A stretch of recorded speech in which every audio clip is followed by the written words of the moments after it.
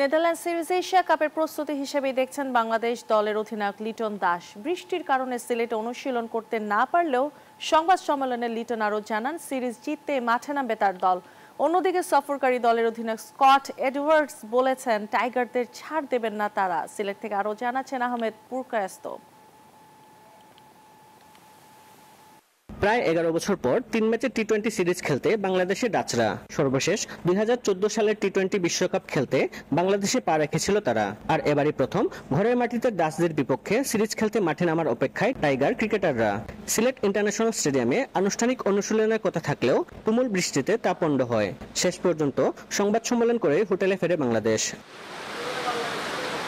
গণমাধ্যমের সামনে জাতীয় দলের অধিনায়ক লিটন কুমার দাস জানান, এই সিরিজে এশিয়া কাপের প্রস্তুতিটা বেশ ভালোভাবেই নিতে চান তারা।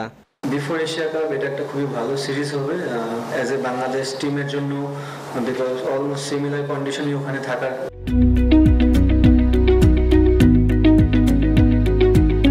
চান্স বেশি। সো আমার মনে হয় এই সিরিজ থেকে আমরা একটা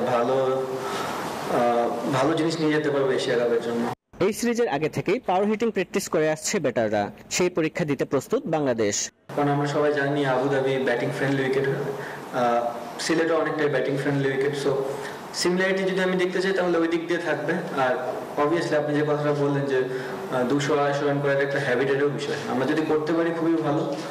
অন্যদিকে নিজেদের অনুশীলনের আগে সংবাদ সম্মেলনে ডাচ অধিনায়ক স্কট এডওয়ার্ড জানান, যে কোনো দলের সাথে ম্যাচ জেতার সামর্থ্য আছে তাদের।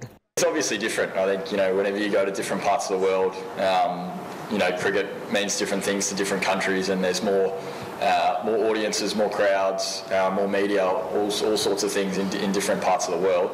So yeah, it is obviously a little bit different for us. 30 August সিরিজের প্রথম ম্যাচে মুখোমুখি হবে দুই দল। নাজাত আহমদ পুরকায়েস্ত, নিউজ 24, সিলেট।